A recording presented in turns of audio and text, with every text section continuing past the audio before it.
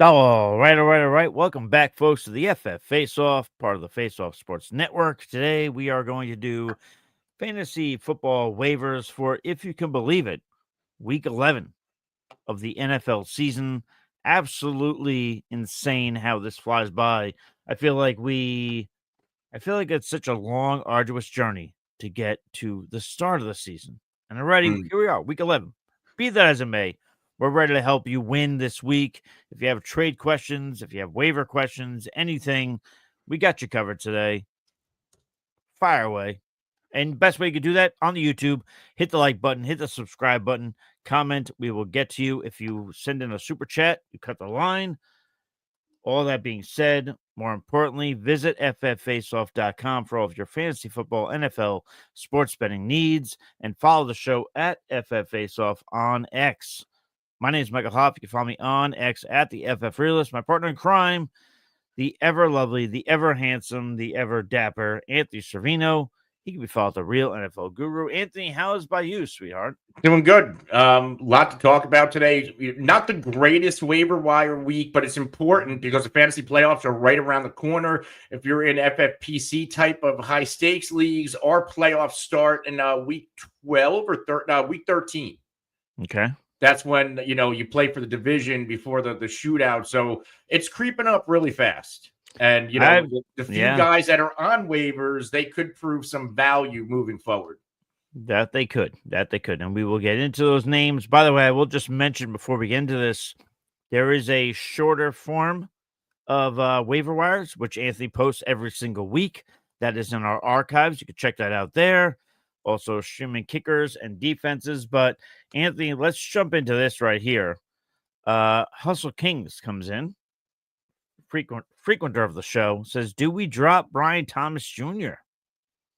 We're going to start to get these questions with Trevor Lawrence and his injury, with the Dallas Cowboys, and now it being official, Dak Prescott going under the knife. His season's over. We're going to get these kind of questions now. But what would you say about Brian Thomas Jr.? This is under the assumption, obviously, that this is a redraft league.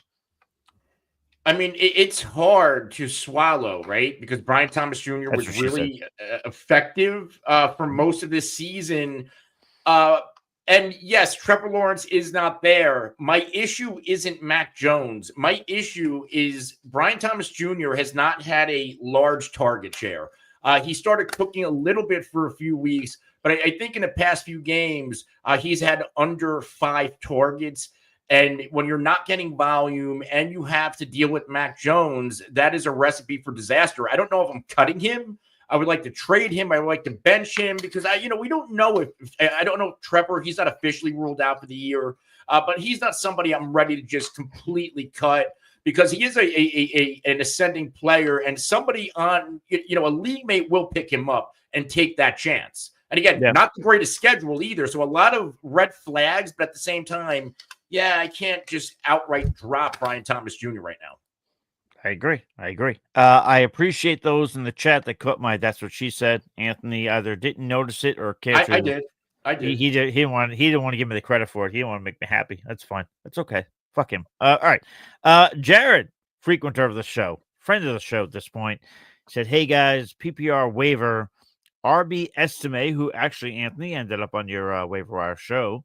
So Estime, thoughts on Edwards as a stash and waiver fill-in." Need one wide receiver, Pearsall, Douglas, Bateman, Elijah Moore. He already has Juwan Jennings. So we could tackle this first from the RB perspective. Thoughts on Estime and Edwards?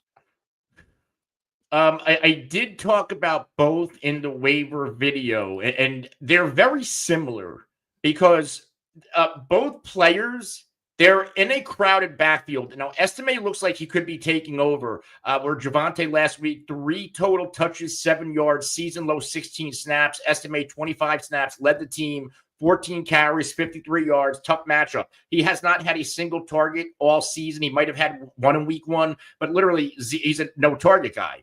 So with Estime, we're relying on touchdowns. There is no PPR upside at the moment. And then on the other side, you have Gus Edwards. You have Dobbins in front of him. And Gus Edwards, earlier this season, he was getting 10, 12 carries a game. He's another player, doesn't get a lot of action in the passing game. When they're around the goal line, it's going to Dobbins. And this week, coming off injury, he comes back to that workload of 10 carries. He was efficient. Both players realistically need to score to return fantasy value. Both are also, I would say, more so Gus Edwards. He's more of the Dobbins handcuff, where I do think Audric Estime pulls away with this backfield. But even if he pulls away with this backfield, what are we actually going to get? 14 for 53, that was around, 7, 8 PPR points this week. Yeah. So if I had to get one, I guess I'm going to lean Estime because he has a more realistic chance of outseeding Javonte Williams. And people, you need to remember, Javonte Williams is not a Sean Payton guy. He comes from the old regime. So if Sean Payton's looking to move on from a lot of those OG guys, Javonte Williams is next on that list. Here's the other part of this too, and then we'll get to the other questions. Everybody hang tight. We'll get to you. He does say that he needs one wide receiver: Pearsall, Douglas, Bateman, Elijah Moore. Now, Anthony, you and I kind of talked about this off air. Listen, this 49ers offense is hard to stay away from because when it's clicking right, it's being productive for fantasy. But, you know, we look at this past week against Tampa, Juwan Jennings had 11 targets. Then you have Ricky Pearsall and Debo with 6 each. Like, what is this? Is this going to be a fantasy football grab bag in terms of the targets going around? And that's not even me bringing up, George Kittle, who had 4 targets. So,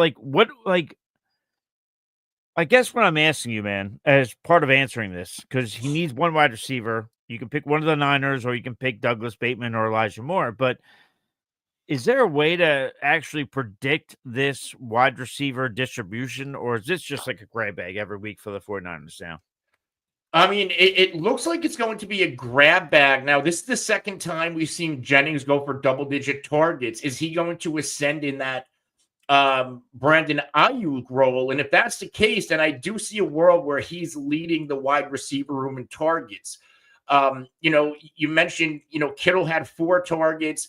Debo and Pearsall 6 each. CMC had 7. There's a lot of mouths to feed. And I'm pretty sure if you look at everybody's fantasy finish in PPR, they all had double-digit PPR points. But the most effective players are usually the ones that find the end zone. That was Kittle. Juwan Jennings didn't score, but he made the most of his of those 11 targets. So I think Pearsall, baby. Yeah, you could pick Pierce. Oh, yeah, he did score. You could pick Pearsall up. I think if he's getting those 6-ish targets a week, we're going to see some big plays. He had a nice game against Dallas, and included a 39-yard run. He had a. Can you rely on him though? Like I'm saying, and you're bringing up all numbers that are all true. You're very correct. But if you picked him up today, Anthony, could you rely on him every single week? I think it depends on number 1 matchup, and number 2, who else are you going to start? Right. Is it Ricky Pearsall or MVS? Right? Like if you're in that type of a situation. But again, I think the big thing here for me is the fact that all of these guys have the possibility of bringing a high PPR floor of 10 points. I will take that from a low-end flex play. I'll take 10 points a week from that. Sure. And then, if he scores, you're getting around 17. What my bigger worry is somebody like Debo.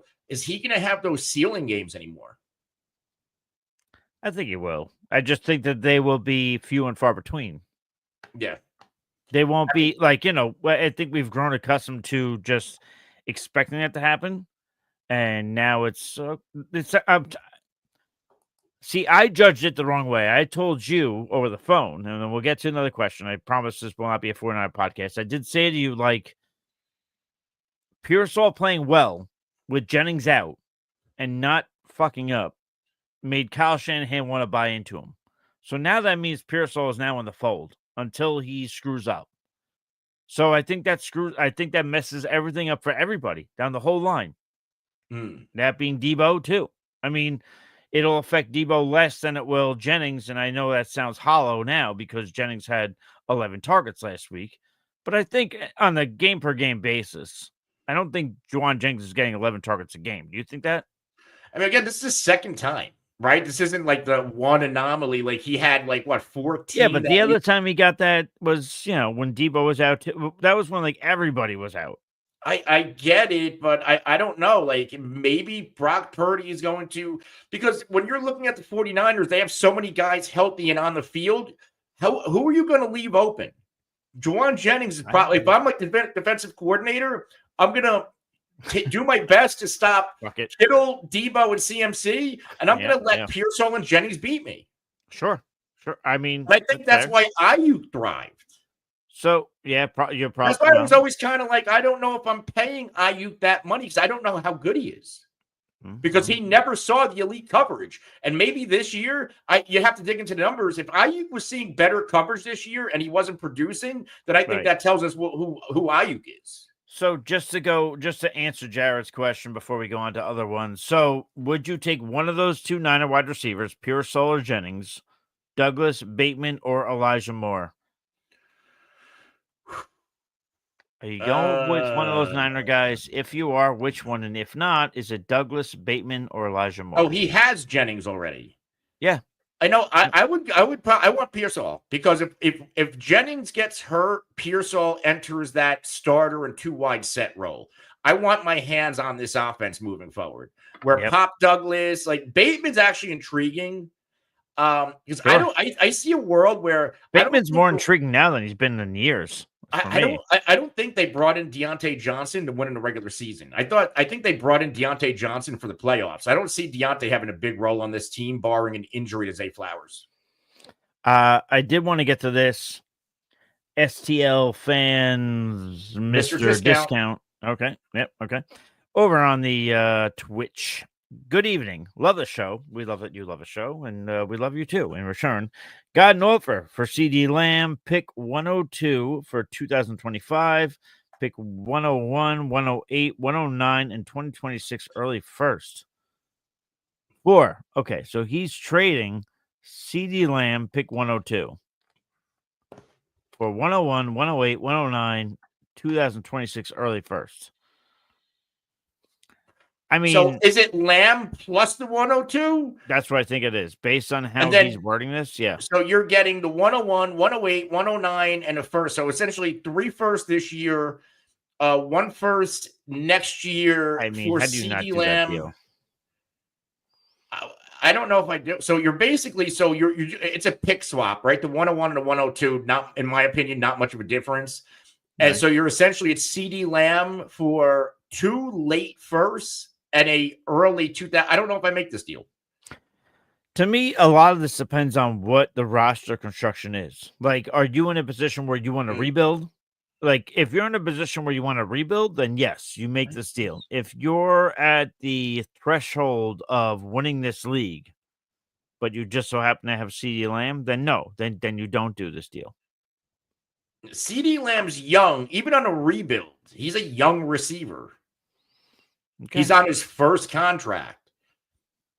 I don't know if, Dak, he's going to be, we hope, healthy. Like, this isn't like the sky is falling moving forward to Dallas. I think they're going to have, Jerry's going to have a better offseason. He doesn't want to, Jim Coventry of RotoWire, we were talking today, and he said, do I think, and I think this plays a role into how we assess Dallas and these dynasty picks.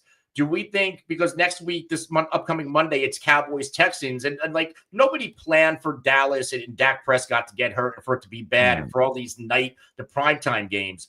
If the NFL goes to Jerry and said, hey, you're no longer going to get 4 or 5 primetime games because your team's a shit show, I guarantee Jerry Jones builds a better team. Yep. Shit changes real quick then. Jerry Jones comes from the Wu-Tang Clan Academy. Cash rules everything around me.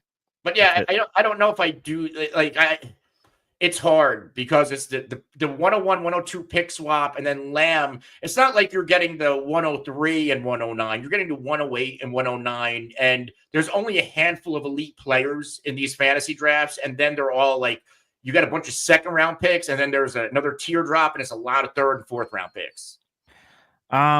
Jonathan, I'm putting this out there also as a PSA for anybody in the chat. And Jonathan, you can feel free to give us context, but he says, RB, CMC, Walker, A-Chain, and Hunt. Wide receivers, Terry McLaurin, Ladd McConkey, Tillman, Ridley. Trying to upgrade wide receiver. Who would you trade to upgrade, and which wide receivers would you target? Well, here's the thing. This is why context is key. Give us a couple ideas. Give us a couple names of guys you're trying to target. And then we can try and formulate around there. I mean, Anthony, I see your wheels are turning.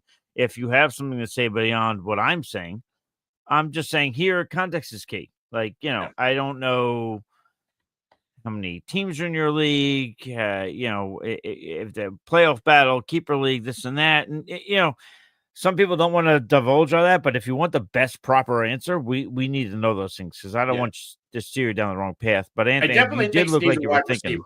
I was He just does. going, He does. Oddly enough, Calvin Ridley has one of the best wide receiver schedules down the stretch. And 2 out of his past 3 games, he had over 20 PPR points. I think 3 straight over 10 now. You're not in a bad, like, I would stash Ridley. I'm not trading him because if you look at his rest of season schedule, it's a lot of good matchups and he's starting to come on a little bit. So you at least have a safety net if need be, a lot of volatility there. Tillman coming off the bye is nice. There's volatility with McConkey, and I think there's some volatility with McLaurin. So I definitely want to upgrade. Is there a way, because the Kansas City Chiefs just activated or designated Isaiah Pacheco to return? Yep. I would try to flip Hunt and try to catch somebody sleeping. Out of your other running backs, CMC, Achane, Walker, I would probably try to flip Walker. I'm not moving Achane or CMC. They have the highest ceilings. I would, maybe you package one of those, receivers, or even Ridley is, and I hate to do it because of what he could potentially bring. Maybe you could package Ridley and Walker and get a wide receiver upgrade. But I'm not moving CMC and I'm not moving Achane. Yeah. Daniel Maldonado says, "Hello, guys from Mexico." Hello there, Mexico. How you doing, buddy? I think he's saying he's from Mexico. I know. I'm saying hello to Mexico. Okay. Damn it, Anthony. Stay with me here. He said, "Who should I roster? Chubb, Dowdle, or Audric Estime? Thanks, and you're welcome in advance." Anthony, who should he roster? Should it be Chubb? Should it be Dowdle? Who, by the way, Dowdle, for everything going wrong with the Cowboys, he's put up some decent fantasy numbers at least. Or Audric Estime. Anthony, you did have Estime in your waiver video. What says you here in this question? It's not going to be Estime when you have these other 2 players. I'm going Chubb, but yeah, it's Chubb's rest of season schedule coming out the bye. He's going to be another week healthier. New Orleans is a smash spot. Then you have a couple. You get Pittsburgh twice. Denver's is actually a good matchup for running backs. They're actually getting worse by a week-to-week basis. Kansas City's number 1, Cincy's number 9, and then fantasy championship Miami, they're 25th. The schedule's it's not great.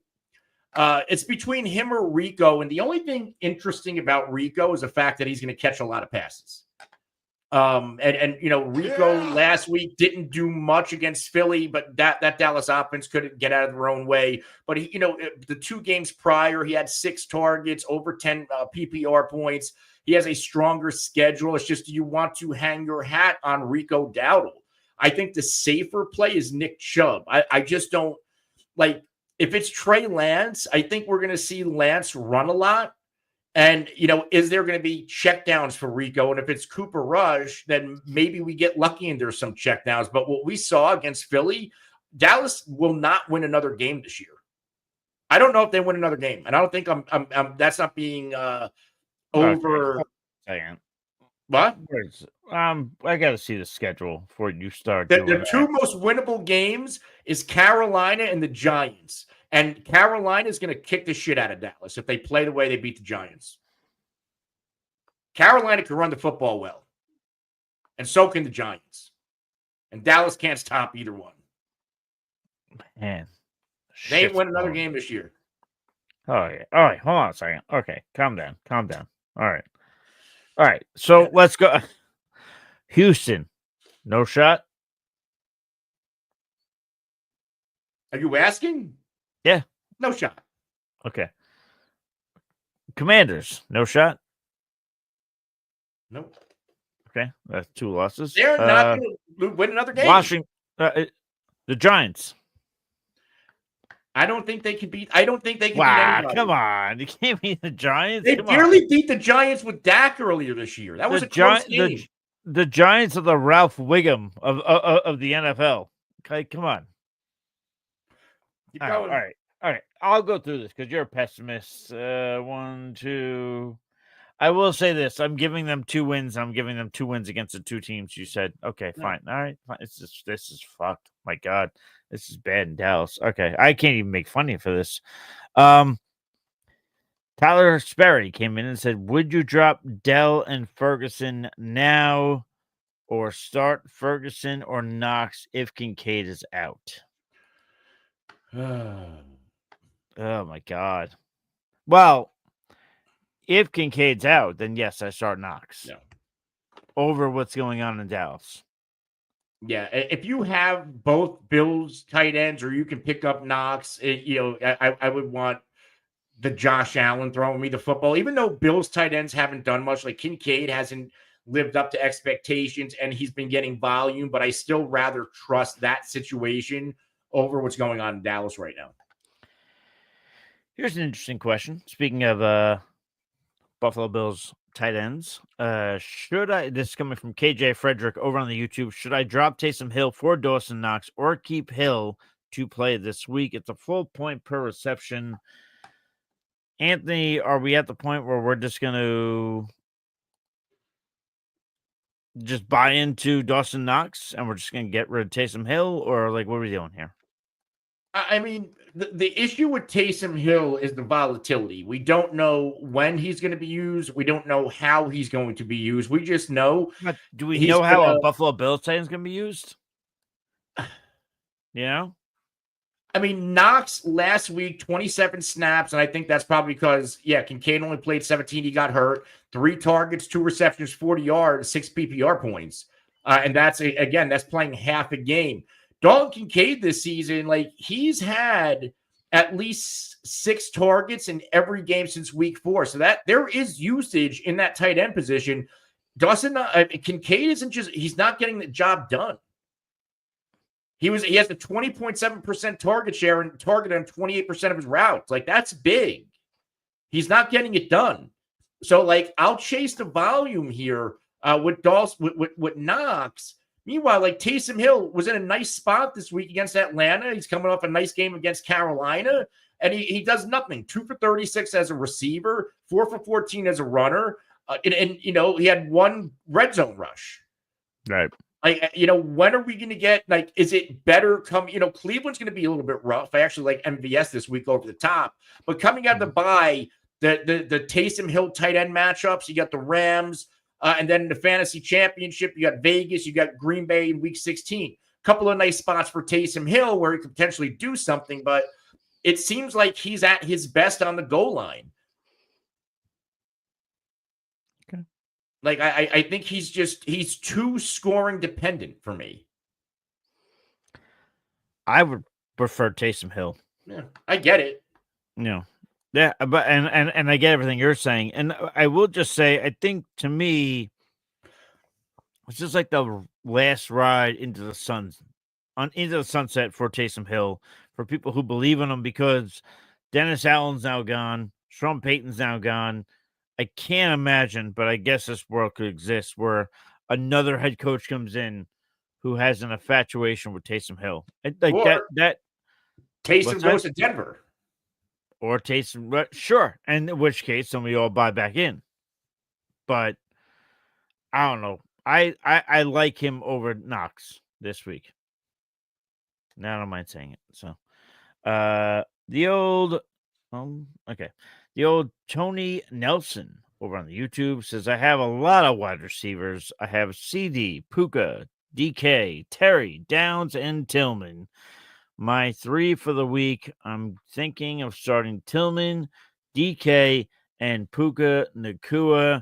Anthony, you are the resident Cowboy guy. Are you okay with not putting CD in that lineup? Yep. Again, he has a nice schedule. He does not have favorable quarterback play or offensive line play right now. And then you also have it's not like you're thinking about starting, like MVS or like you can throw Puka Metcalf, who's expected back coming off the bye. And either, I like Tillman this week. I like Downs. Like you could throw anybody in, and I have more confidence than I do in CD Lamb. I do like Downs this week. I do. Like even Tillman, I'm pretty sure the Browns we just talked about it. New Orleans. Going into the bye, he had 3 straight games with over 9 targets, 2 in double digits, 3 straight games with 16 PPR points, 2 straight games with a touchdown. Like you can throw him in your lineup. I would start Tillman over CD Lamb, and I don't think that's crazy. Did people miss the boat on trading away CD Lamb? Yeah. All he has left right now is name value. And what if salvage CD Lamb is against Philly? If he got going a little bit with Cooper Rush or Trey Lance, and he seemed like I think if he suffers a splinter, they're going to put him on IR. Jonathan Santiago comes back in and says 10-team league, 3rd place, looking for wide receivers with good playoff schedules. Was thinking of sending Hunt for someone. Yeah, I would say send Hunt for someone like Anthony, like you said earlier. Send it to somebody who's not paying attention, because Pacheco is getting ready to come back. So if you could trade Hunt for somebody, I would do it. There are 3 receivers that come to mind, and CD Lamb has a great schedule, but I don't like. You're obviously like I wouldn't recommend doing that. Marvin Harrison Jr. His play coming off the bye, he has one of the better wide receiver schedules. Calvin Ridley, who already had his bye, he has a great wide receiver schedule the rest of the way. And if you, I guess Malik Neighbors, I think Malik Neighbors is more of a sell, but at least he's getting a volume and bringing a high floor on a week-to-week basis. But like if you're trying to just move Hunt, you're not pulling Marvin Harrison Jr. or Neighbors, but I do think you can get Ridley for Kareem Hunt. And Ridley's rest of season schedule, Minnesota 30th, Houston 25th, Washington 20th, Jacksonville 27th, Cincy 19th, Indy 22nd, Jacksonville Fantasy Championship 27th. So that is a really nice schedule. Past 3 games, 12 plus PPR points, 2 over 24. And again, like I get the quarterback position is not great, but somebody's got to catch goddamn football. Right? Like, he's getting volume. He's had since week 6, 8 targets in every game, 3 of those games over 9, and then 1 of those 9 over 15. So the volume is there. And I think no DeAndre Hopkins has actually benefited Calvin Ridley because now he's getting everything. That's true. John San Diego with one other question. He said, is Mason droppable with CMC back and possibly Garendo taking more work? To me, I say yes. That's what I say. You would know this better than I would. Well, you still have a very, you're still an educated guy in terms of football. You have a good opinion. It's just, he was so productive early without CMC that it's like, but when he was out, Yeah. And this week, he only had 1 carry for, 5 yards. That was his only touch. He played 3 offensive snaps. Garendo only played. So, like, CMC, it's not like they eased him in. He played 54 snaps. The other guys played a total of 6. So, we don't really know. I don't have a hat tip on who's going to be the handcuff. I don't think there is a bona fide handcuff. Garendo had 1 carry for 0 yards. So, I just think, again, just like I told you over the phone over the weekend about Pearsall, I think that the rookies have done a good enough job to not shoot themselves in the foot that Kyle Shanahan now feels comfortable giving them the ball. Yeah. So to me, if CMC goes down again, it's not going to be like what we saw in week 1.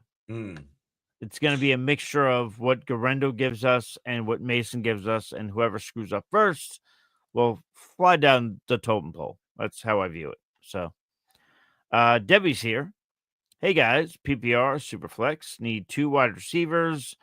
A lot of numbers and one flex. Okay, let's do it. Nico Higgins, if he plays, of course, that's a disclaimer every week. Jennings, Dell, Mooney, or Pollard. Also, who do you like more this week, Stroud or Daniels? Thanks in advance. Debbie, you're very welcome, and thank you for your support. Anthony, you can choose how to tackle that however you want. If you want to get to the needing the 2 wide receivers. If Nico is up, it's Nico Collins, and hopefully he was close to playing this week, and and he gets Dallas, which it's a nice smash matchup and a nice matchup to come back to. I would go Nico and the other receiver. Who does? If Higgins is active, I'm going Nico and Higgins if both are active, and if you need a third to pivot to in case one doesn't play. Ooh, I might say it's between Tank Dell and Mooney. Dell also gets Dallas, but I don't know if you're going to start both Texans receivers. I don't know if Stroud's quite there yet. Darnell Mooney and the Falcons overall, like they get they get Denver. Oh, yeah, maybe Mike, what do you think? If Higgins does not play, are you comfortable starting both Texans receivers against Dallas, or do you pivot to Jennings?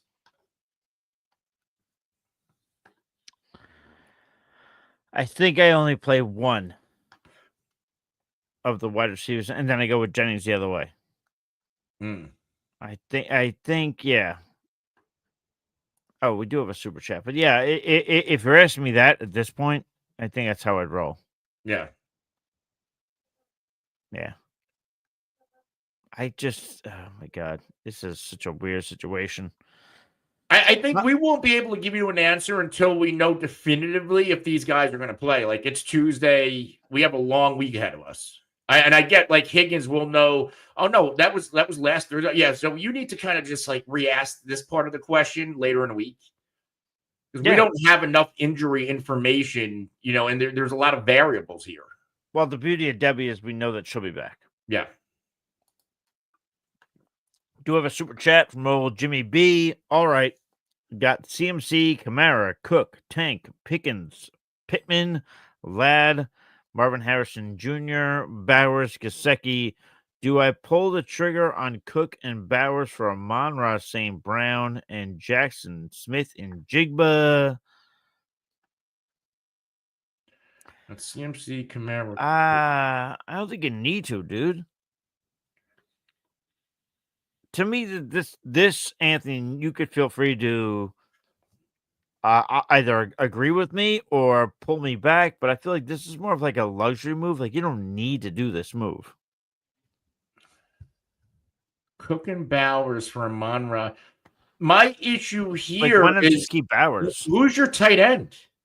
I'm not trusting Gesicki. It's going to be Gesicki. I love Gesicki more than most, but it was Tanner Hudson last week, and Gesicki's at peak value when Higgins is out. You have Bowers, who is one of the more reliable, like he's a top 5, top 3 fantasy tight end right now. You're leaving yourself extremely vulnerable. Your wide receivers, Pickens is getting hot, has a great schedule down the stretch. So does Marvin Harrison Jr. I think those are your 2 starters. But would I like to see you get an upgrade? Yes. Am I willing to move Bowers? No. I don't mind. Like, I think you can flip like Kamara or Cook, and will he take Gesicki for Amon-Ra and JSN? If you're really trying to get Amon-Ra, then I would just offer him Kamara straight up for Amon-Ra. That should do that deal. But yeah, you absolutely cannot move Bowers. You leave yourself very much exposed at the tight end position. Anthony, remember when you said Dallas Goedert would be better than Brock Bowers? Yeah. Okay. Just checking. Okay. I mean, I don't think my take was wrong. I mean, I was right on Devontae Adams because of that quarterback room, but I guess the take was wrong. You were incorrect. Yeah. Oh yeah. But... Okay. It's getting Rowan over on the YouTube says, "Sup, y'all? Start Sutton, Najee, or Reed this week. PPR. Anthony, I know it's a little early in the week. This is why we'll put the disclaimer on this. Said you should report back on, say, Thursday, Friday, Yeah. Sunday, which we do live shows then too. But Yeah. on the surface right now, Anthony, where are you going here? Sutton, Najee, or Reed? Sutton, I think I like his matchup. I was looking at it a little bit earlier. I think he has I a think I really go Sutton nice. here. Reed, I'm not in love with the matchup. Sutton gets Atlanta, and that's a nice spot for him. Yeah, Reed's going up against the Bears.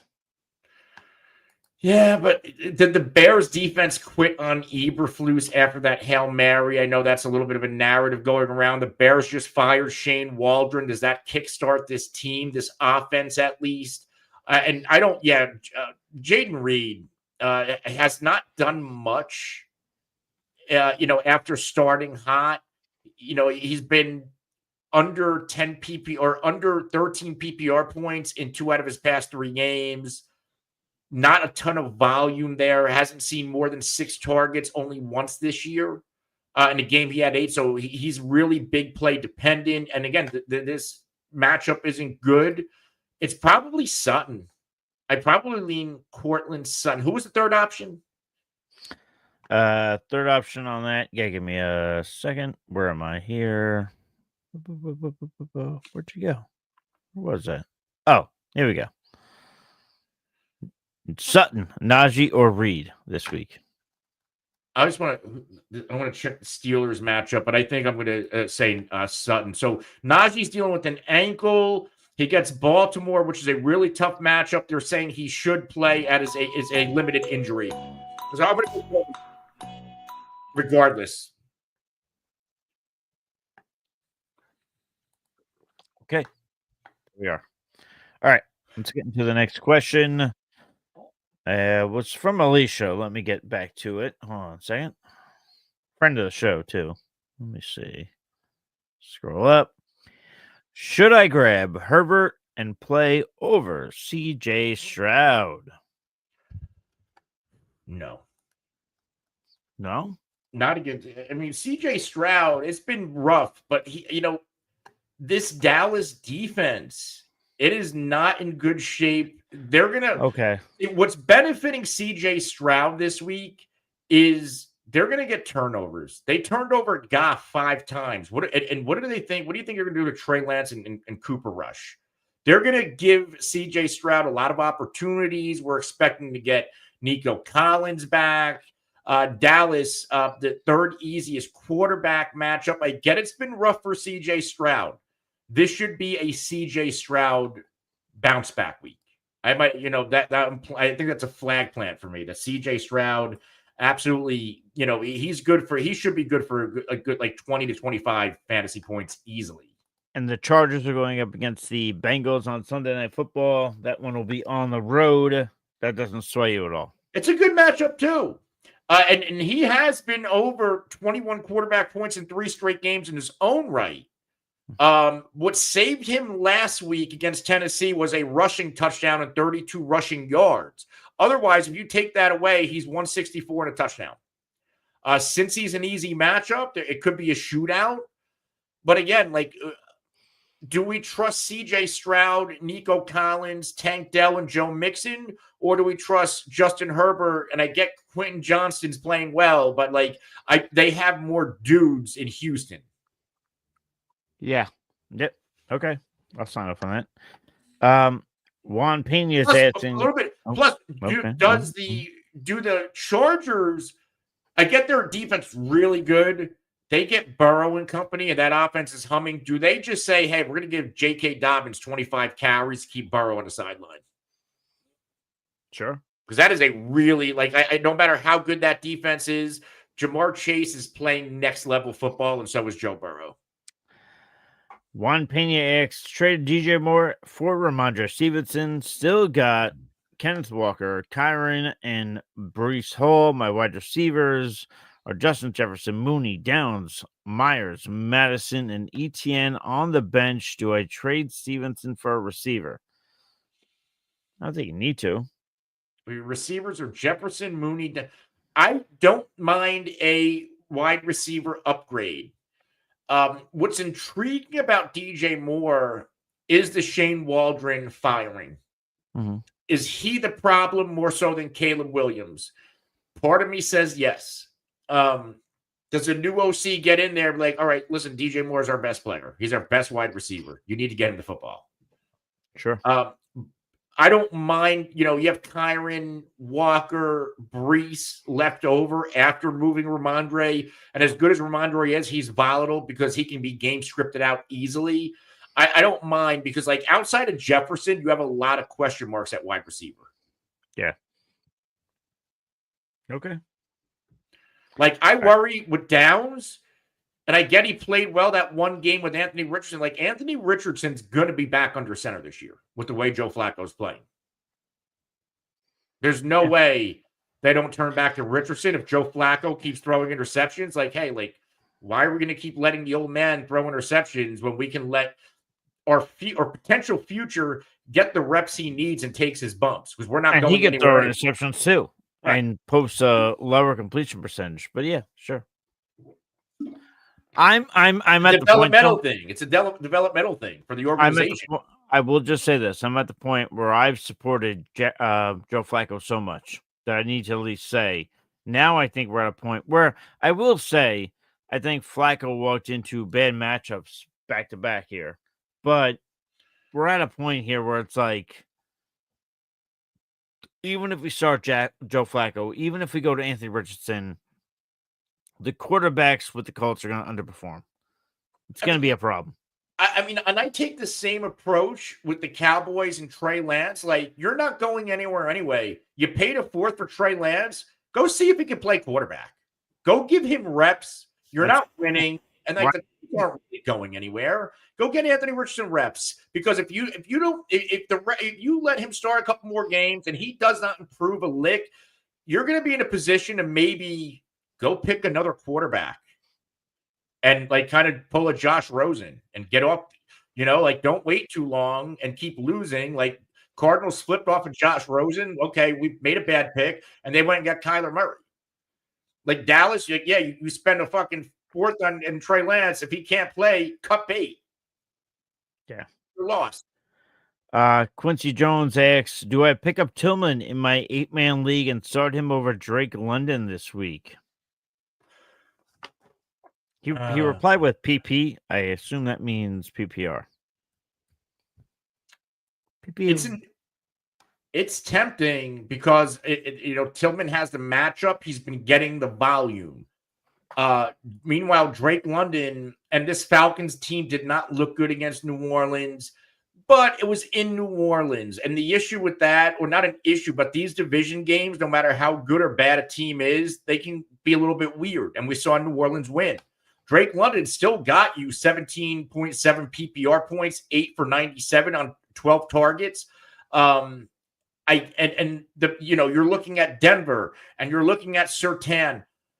Denver's secondary, I don't know if they're as good, and their defense as a whole, is it as good as advertised? Because Hopkins didn't go off, but he won against, I think he had like 4 for 60 this week against Surtain. Like, he won some of those matchups. And Denver's secondary overall, if you look through the past couple of games, it has been a little bit more leaky. It has not been as dominant. And they're middle of the pack against the run. Who's to say that Bijan, who's been on fire, you get Bijan going, all of a sudden Drake London's going to be, maybe he sees one on a little bit lesser coverage, or instead of trying to double him with Surtain, he's getting Surtain one-on-one, and he'll win some of those battles. Drake London's a good receiver. So I might just stick with London. And this is all, it's a must-have game for both teams. I think this is a bigger game for the Atlanta Falcons. Sure. Okay. Like, I don't think it's, I don't know. Like, I'm no longer, because if we saw, the past few weeks since week 7, against Denver. 1, 2, 3, 4, 5 different receivers managed double-digit PPR points. Cedric Wilson, Mason Tipton, Coker, Leggett, Zay Flowers goes off. I guess they were circumstantial. And Kansas City, 4 or 5 targets for 56 for DeAndre Hopkins. And Kansas City, I think that was a big Kelsey game. So I don't know. I'm just not fearing Denver like everybody else is right now, especially when you have a multifaceted team. You could run the football at Bijan Robinson. I think that opens things up for Drake London. So I'm going to stick with London here. Okay. Tyler Sparrow did come in with a super chat. So would you drop? There you go. Would you drop then with Collins back? Would you drop? Would you drop Dell with Collins back? Yeah, I personally would. Now this depends on your league depth, though. Depends on league depth. Like how many bench spots do you have? Because if you don't have to drop him, you don't have to drop him just because you're picking up a guy in his team. What else do you have? How good is your team that you can afford to drop Tank Dell? Right. That's kind of what I'm getting at. It all depends on your bench spots. I've been in leagues where there's only 3 bench spots. I've been in leagues where there's 7 or 8. So if you're in one with 3, then okay. If you're in one with 7 or 8, then no. So definitely feel free to fire back at us. Let me see. What do I got here? Victor says, "Hey, thanks. Got offered Josh Jacobs and Kyle Pitts for James Cook. I have K9R, White Dobbins, and for the tight end, Mike Gesicki." So offered Josh Jacobs and Kyle Pitts for James Cook. Jacobs. Yeah, I think I'd make that move. I guess Because Pitts, I think he's volatile, but he's more stable than Mike Gesicki on a week-to-week basis. My whole bit would be this: is I think you can get better for James Cook. I guess. No, I mean he's getting offered Josh Jacobs and Kyle Pitts. I'm looking at tight end right now. So he's getting offered Josh Jacobs and Kyle Pitts. He's giving up James Cook. So to me, stop texting me. Whoever's texting me so much, my phone keeps ringing. So I'm thinking in my head here, he's trading for. He got offered Jacobs and Kyle Pitts, and he's already got Mike Gesicki. And I'm now silencing my phone because I can't take this person texting me anymore. It's throwing me off the rails. I don't think that's enough for me. I don't know. I mean, I don't think there's a big drop off between Josh Jacobs and James Cook. I know that, but I'm saying the tight end portion of it. Doesn't that bother you at all? I mean, if I don't think there's much of a drop off between Cook and Jacobs, and you're getting Kyle Pitts, it's not like you're getting a throw in like Will Dissly. You're getting a usable tight end. Okay. Like James Cook, he's had the 2 pop games with 28. And if you look since week 7, he's played in 4 games, 9, 28, 11, and 15. And if you look at Josh Jacobs' past 4 games, 12, 20, 25, and 12. They're literally giving you similar production throughout the year. James Cook had his other 20-point game earlier. Jacobs is just now coming on.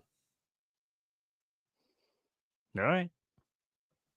I don't think there's a lot. And I think the Packers are more Josh Jacobs reliant than the Bills James Cook reliant.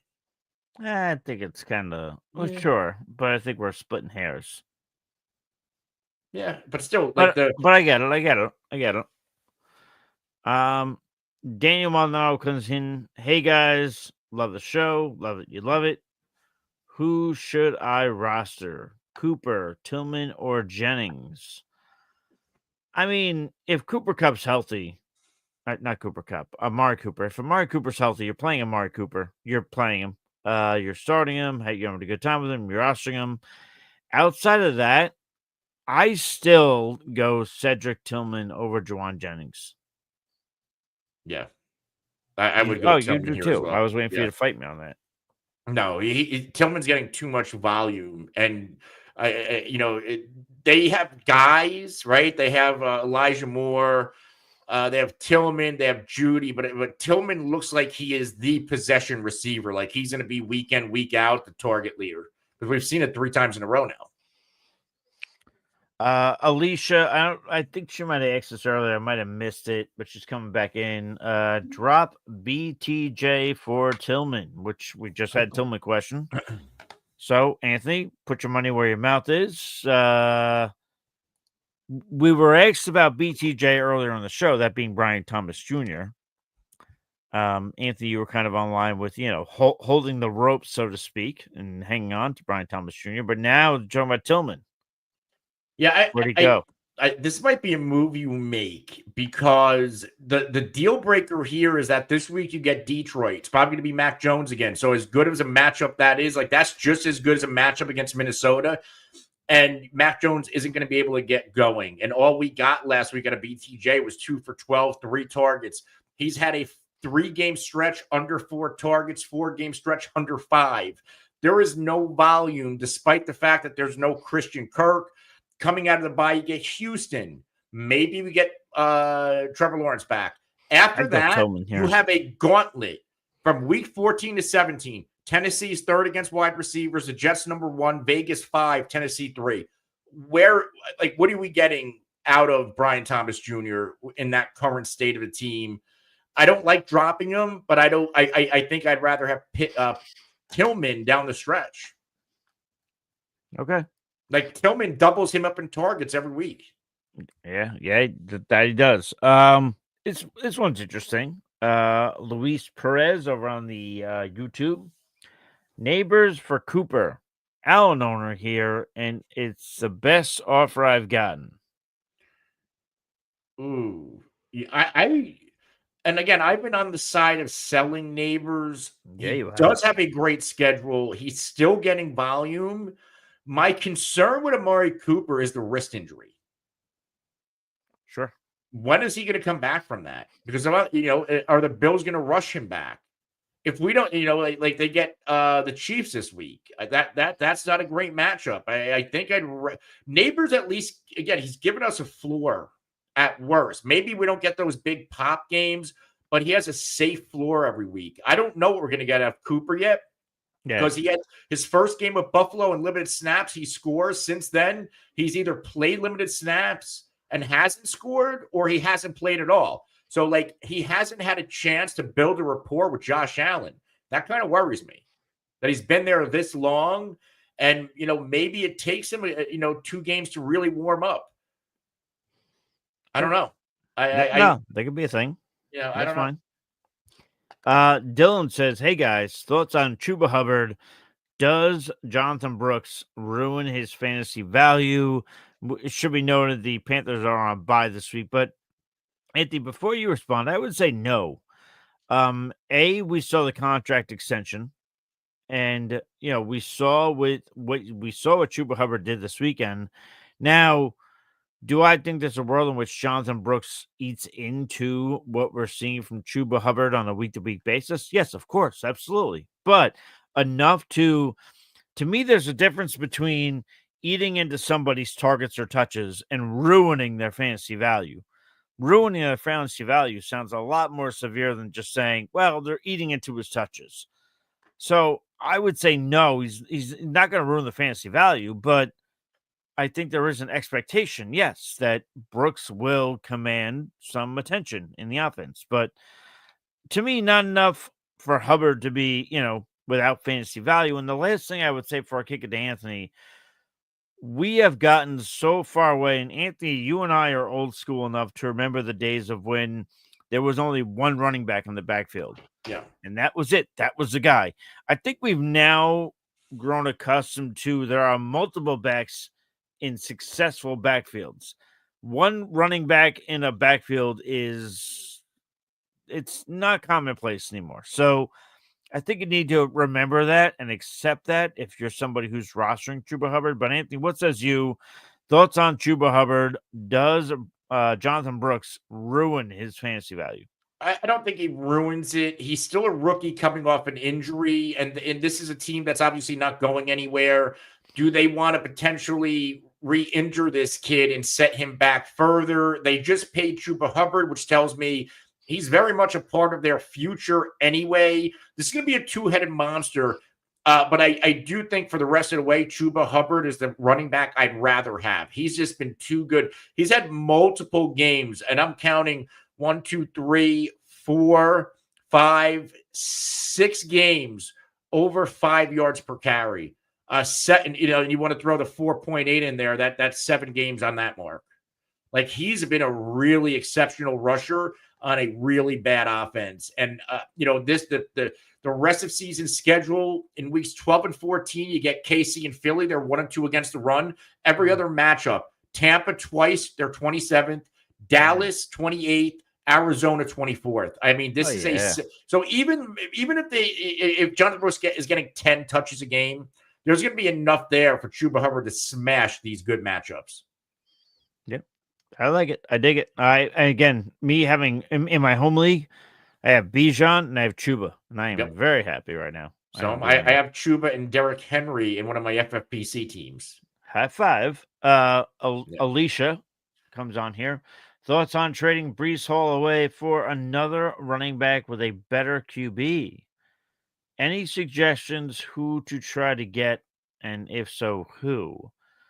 Well, Alicia, this is one of those things where we say context is key. We want to know who you're aiming for, but go ahead, Anthony. The problem with Breece is I don't think you're going to get the value back he's worth. And the other problem with Breece is he does have the skill set to go off at any time. So it's like, what are you going to get back for Breece Hall right now? I would trade him for HN or Kyron, but like, I'm not going to downsell. Like, I'm not flipping Breece for Chase Brown.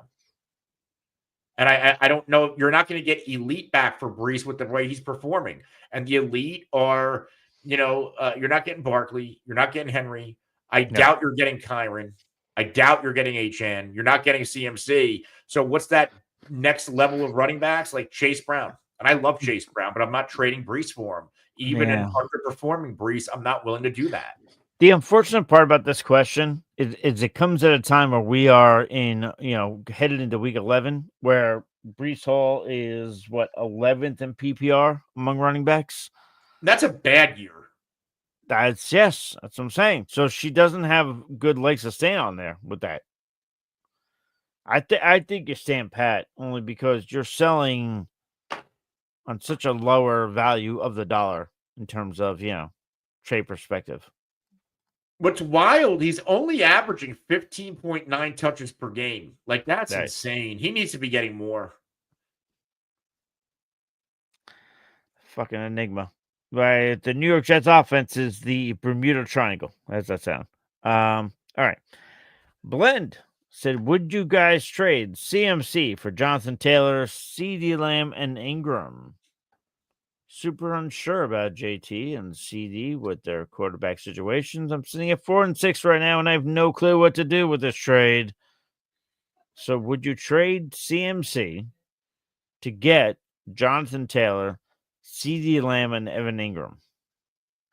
I mean, I think it's ultimately a good trade for you to make.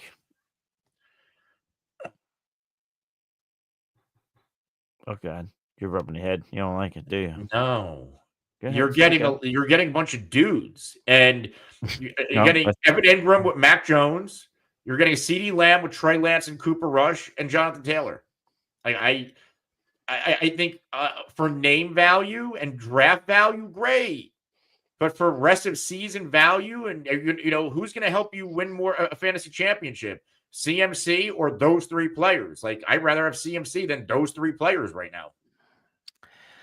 Yeah, I guess it's more along the lines of what you currently have, which is if you need to fill starting spots, like if you need a starting receiver and a starting tight end, fine.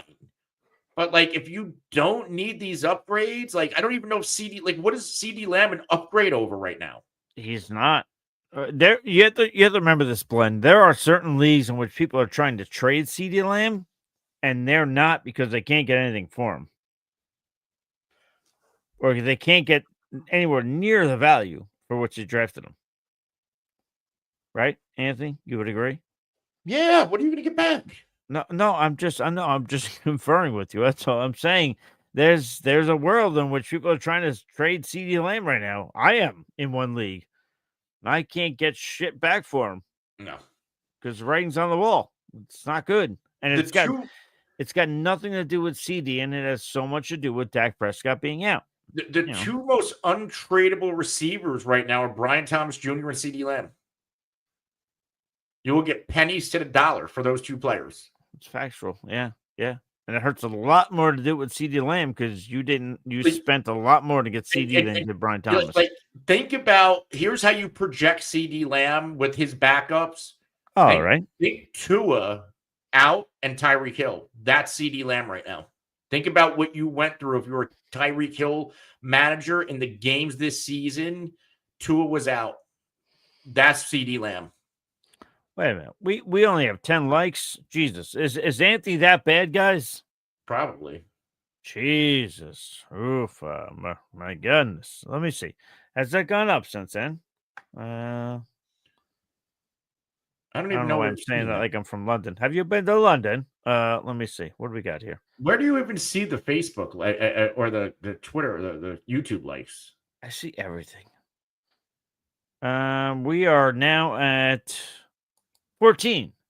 So we've gone up 4. So 4 people have decided that they could stomach you. We should trade answers for likes. Let's start putting a disclaimer out there. Be dicks.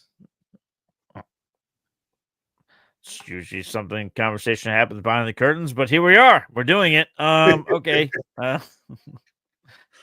feel like it's the right thing to do.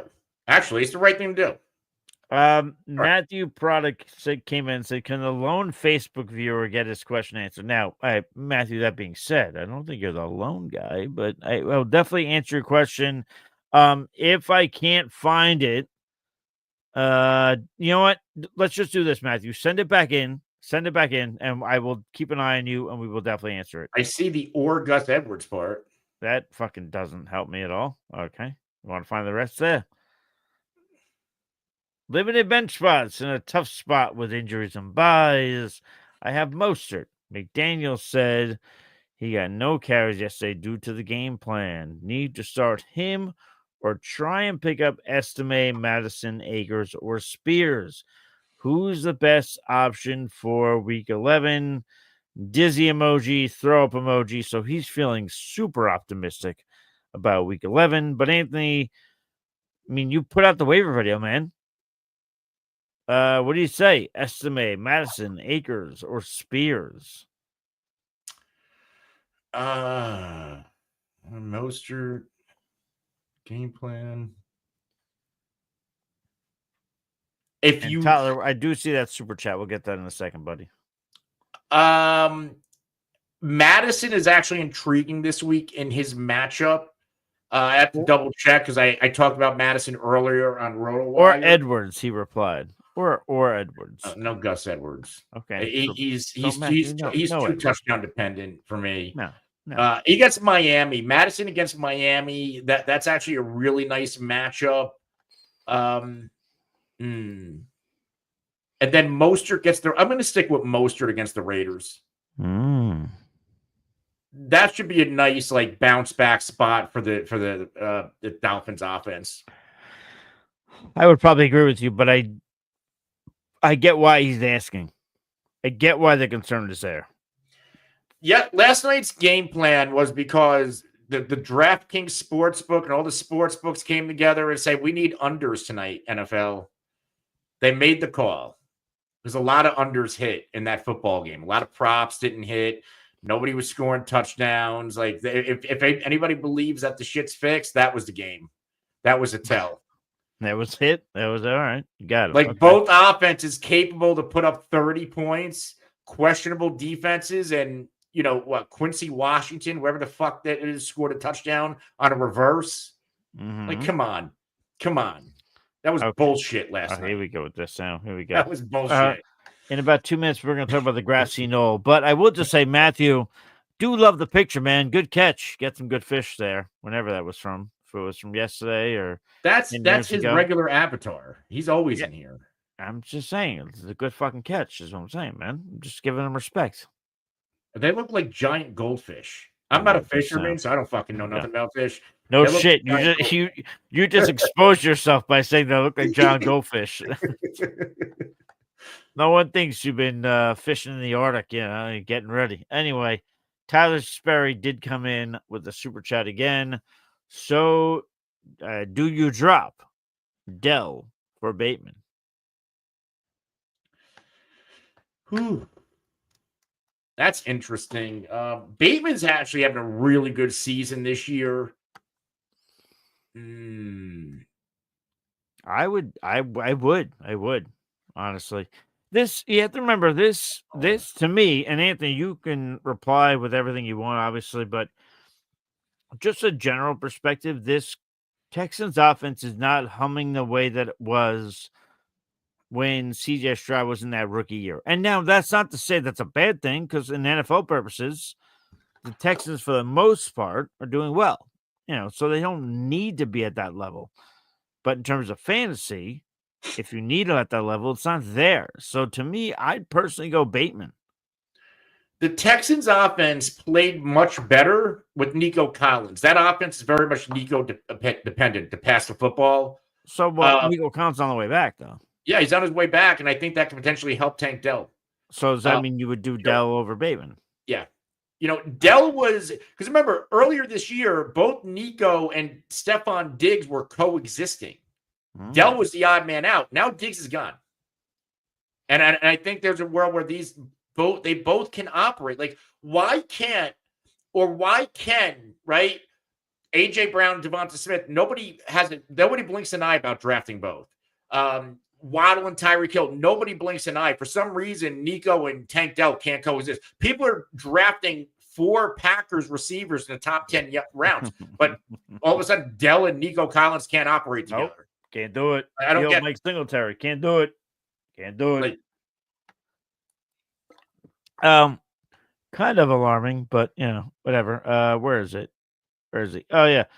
Matthew lost his ass last night, so hope you find that, dude. Yeah. It's kind of important. Sitting down is key. So that was good. I don't even want to get on my tangent with that game last night. No, get on that. Let me hear that. But Matthew, we do hope that you find your ass. But Anthony, what, you got something to say? No, Kyron doesn't get in. Okay. I paid the juice on the Kyron touchdown too. A couple of units lost on that one. I'm like, there's no way. Miami's a matchup. The scoring drought was snapped. There's no way Kyron Vegas. Nobody got it. Vegas laughs while they take your money. But there is a way, Anthony. But there is a way. Fucking Tyreek gets the gimme touchdown. Not even H. It's like, what happened? Let's turn into a therapy session. You okay? All of a sudden, both defenses showed up. Like, the Rams defense, they looked like they had, prime Aaron Donald. The way they were sacking the fucking quarterback.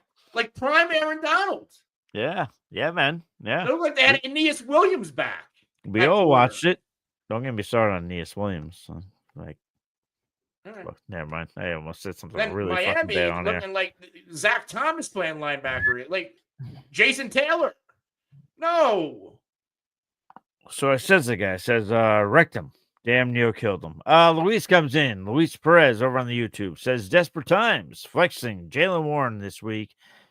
Anybody widely available on a 12-man you rather flex? Watson, Elijah Moore, Noah Brown, Pop Boutte, Bateman, MVS, throw up emoji. So he is very confident in all of these options, Anthony.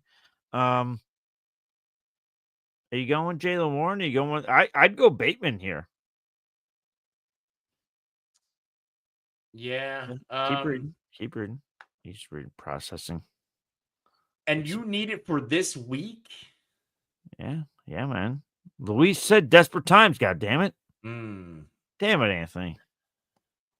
It would be Bateman or Christian Watson.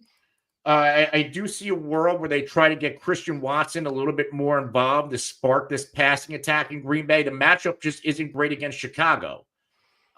If you know, I think you got to go Bateman. I don't want to tell you MVS, but like MVS gets a great matchup this week, and there's a world where he gets back into the end zone on a big play. But I think the safest is probably Rashad Bateman. He doesn't want to tell you MVS, but he's fucking telling you MVS. Yeah, I like MVS. I do. Just fucking own it, man. I do. I'm saying Bateman. What are you saying?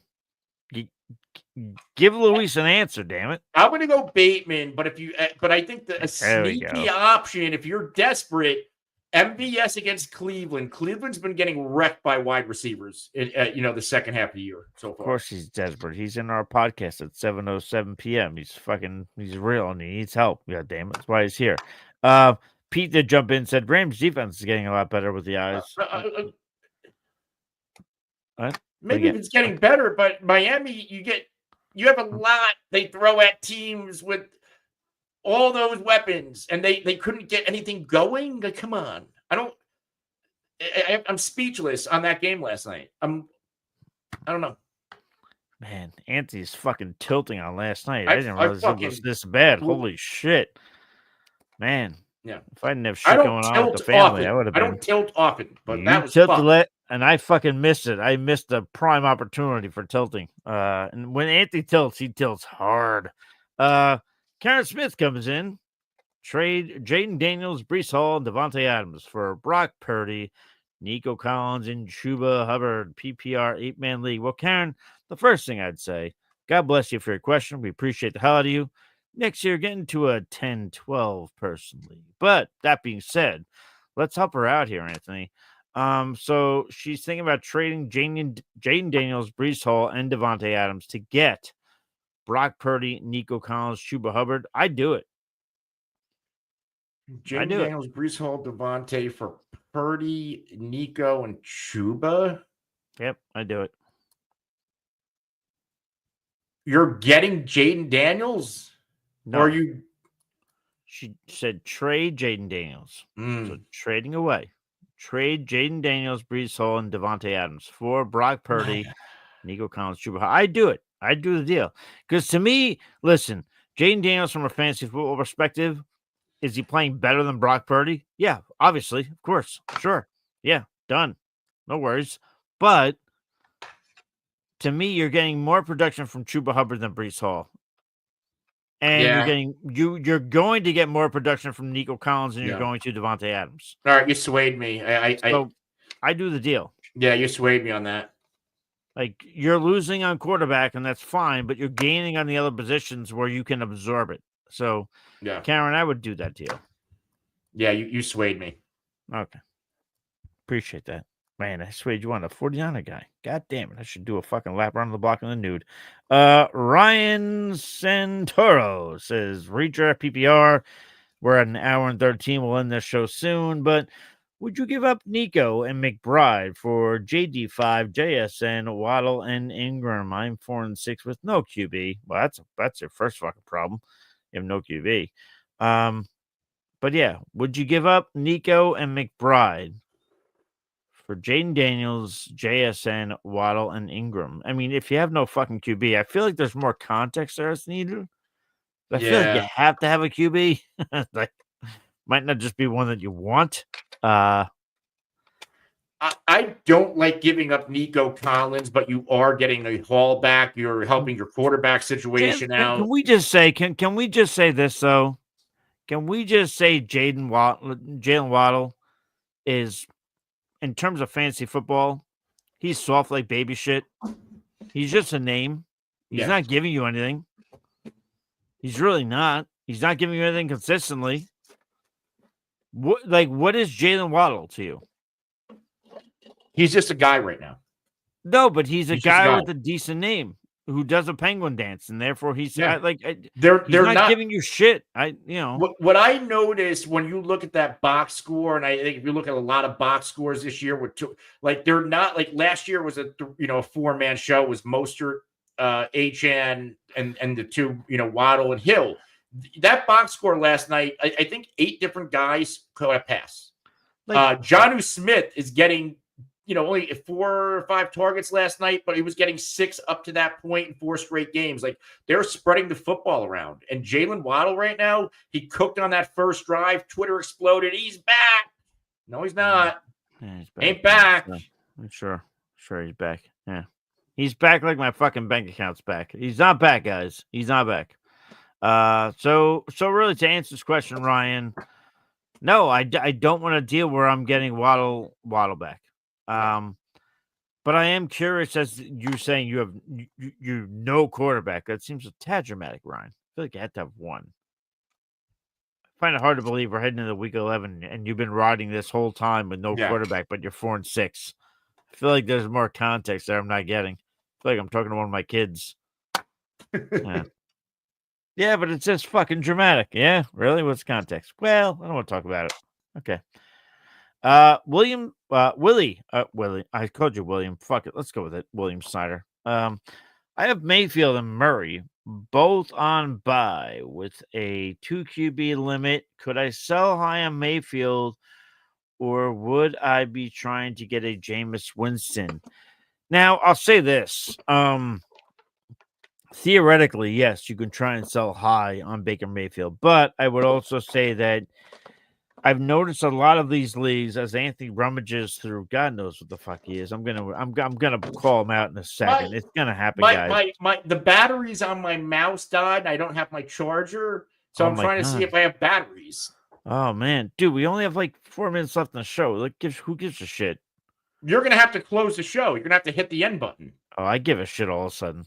That's not good. Don't like that. Anyway, William said,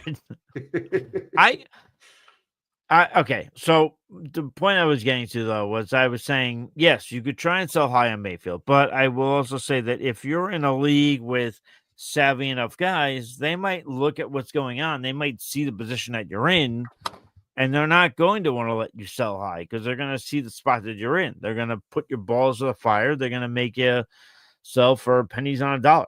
Which isn't good. So I would say to you, try to sell high on Mayfield, sure.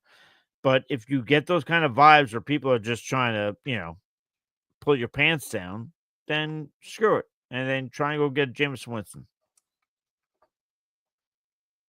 Yeah, I mean, the one thing with Mayfield, he is going to get Mike Evans back, and that's going to help him a lot, but I'm not going to overpay. But the thing is, and I will also use this as an opportunity to say, once this show is over, because we are ending soon, you can feel free to just comment, and we will get back to you. So William, whatever you want to be called, if you have more to this, you can reply, and one of us will get back to you. But like when you say trying to get a Jameis Winston, are you definitely dropping Baker Mayfield at that point if you can't trade him? Well, I think that's a different story. So we need to have some more discussion. Context is key. Let's get one more, Anthony. One more right meow, and then we'll wrap into sunset. Okay? Then you can rummage through your mouse and all your other shit. Nick the Kick, 17. I like that name. Sounds cool. You got a cool logo, too. You're officially official, good sir. PPR 2 Flex. Okay. Bowers for Kincaid, Love, and Tracy or T. I have Darnold and Kraft. So Bowers for Kincaid and Love. And Tracy and T, question mark. This sounds like a enigma of a question, good sir. And you already have Kraft, and you're getting Kincaid too, and Love, and Tracy or T. Wow. So you're getting a lot for Bowers. I would want Bowers is one of the best tight ends of football, I think. I tried to tell you during the offseason. Remember that? I don't love moving Bowers at this point, but you would be able to get Kincaid and you have Kraft, so you could stream matchup there. I do think Love will be a quarterback upgrade over Darnold, and then you get a throw-in of Tracy or T. Higgins. I think that's a deal you make. And I would want probably Tyrone. And of those two, you get whatever position or the position you need more. If you need a wide receiver, you go Higgins. He's asking me Tracy or T. I would say Tracy. That's what Nick added. Okay. Then yeah, I if you Tracy, yeah, I like it. The thing is, if you need a wide receiver more than you ask for T. Higgins, we don't know what your roster looks like. Without knowing, I say Tracy. But if you're piss poor at wide receiver, then you might have to go T. Higgins. Good times. All right. Let's wrap this show up. Last question we have. We won't answer this. I'm just going to use this as a way to help us out on our channel. Jason said, should I drop Chargers defense, pick up the Bears, pick up the Rams or Dolphins? I apologize. Thanks. Well, you're welcome. But Jason, our own Pete Nova, who could be followed at Supernova38. That's 2 R's, of course. As always, that's a disclaimer. He puts up a streamer video for defenses every single week. Does a very good job of it. Gets a lot of views. Go check that out. He's probably got the answer for you there. If not, comment there, and he will get back to you. He will let you know what to do. He's also asking, should he drop the Chargers? The issue is, like, the Chargers are one of the best defenses in the league. I think he wants to drop them because their matchup against Cincy this week. If you have a deep bench, who's your most expendable skill position player? Drop them and then carry 2 defenses. Because now we got to be more strategic with the fantasy playoffs coming. And this is the type of year I don't mind carrying multiple defenses so somebody else can't have one. Little bit strategery on the back end. Love that. All right, Anthony, are you able to end the show? No. And then am I able? I have to do it? Oh my God. Man. I can't charge my mouse. The batteries are dead. I have a spare mouse that the batteries are dead in. Oh God, this is fucking stressful. I gotta hit the play outro and end stream button. Oh my God. Fucking hell. All right, I gotta end the show. Okay. Listen. Anthony, anything to say before we ride off into the sunset, sweetheart? No, well, we will be back. Actually, tomorrow night, the Mediators are back with their buy, sell, hold.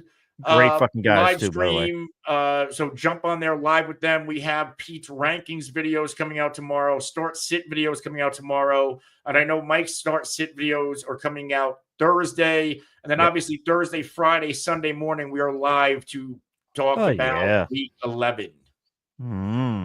All right, there you go.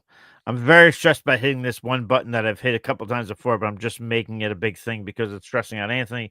But until next time, stay thirsty, be kind to one another. We'll catch you beautiful people on the flip side, and cheers.